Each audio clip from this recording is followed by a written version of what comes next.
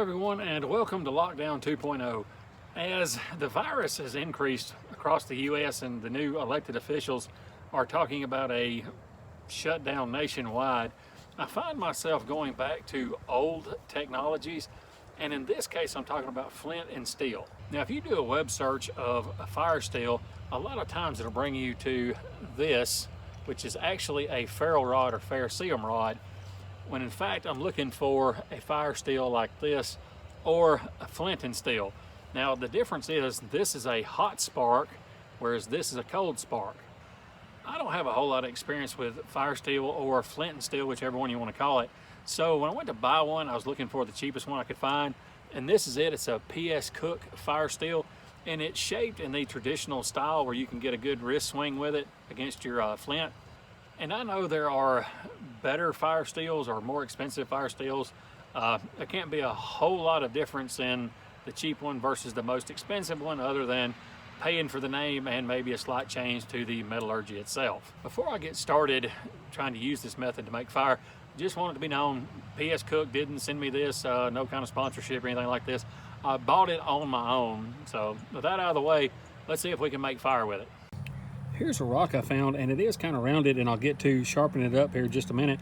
Before I go any further with this rock, I'm going to see if it'll throw a spark against my fire steel.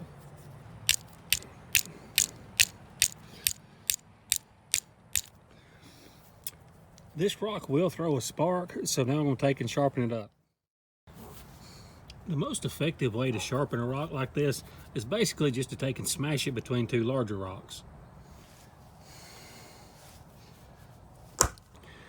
So here's a couple of larger pieces from where I busted up that rock, and as you can see, when I busted it up, it created a lot of sharp edges, and those edges will make it a lot easier to use.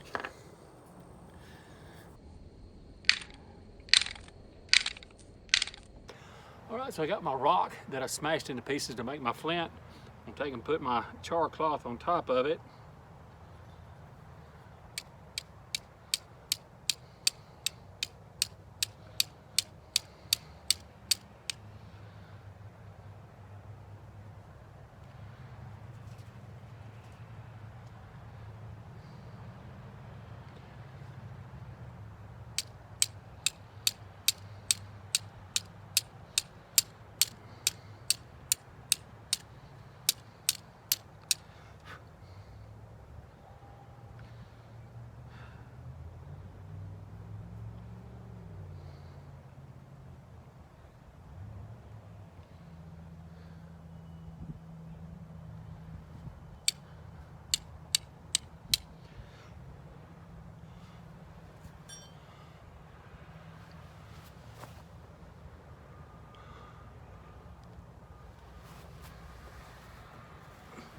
Try to put this in a bird's nest kind of deal here. I should have had this already made.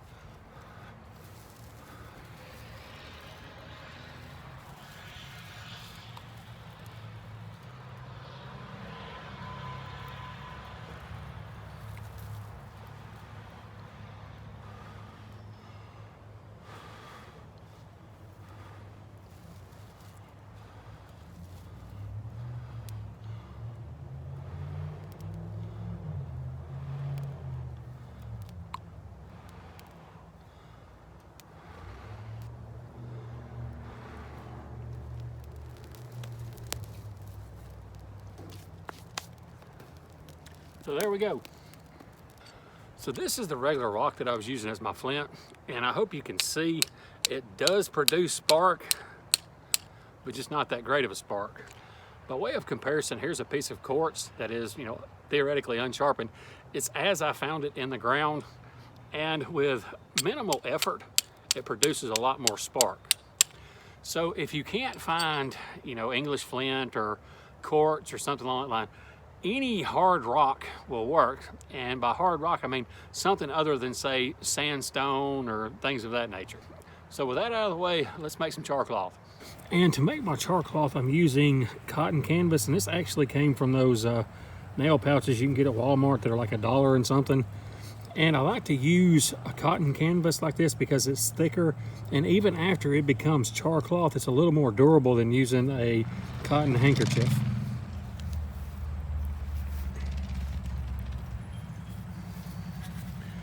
I've got my char cloth in my tin, and I'm just going to take and close it up, leaving this end open a little bit, and I'm going to put it in the fire.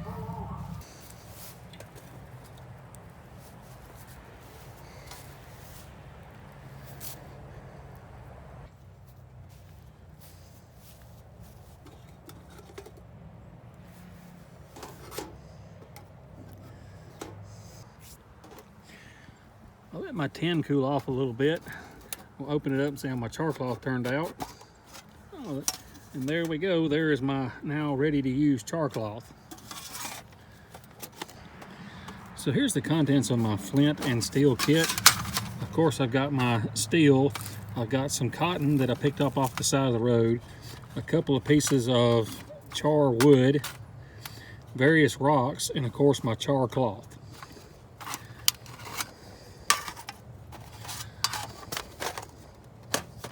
So there's my first attempt at using flint and steel to make fire, as well as kind of a review of the Pskook fire steel. Now the fire steel was like $11 and some change, and I know that you can make one out of an old file, but I just don't see me tearing up an old file to make something like this when they cost, you know, $10, $11. Now I'm sure that this fire steel or any fire steel would have produced a better spark if I was using like an English flint rather than a rock I just took and busted up and was using the shards. And even at that, this Pskook fire steel still produced fire on the first attempt. So, you know, can't complain about that. So I consider the $11 and change pretty cheap for learning a new skill. So thank y'all for watching. We'll see y'all next time.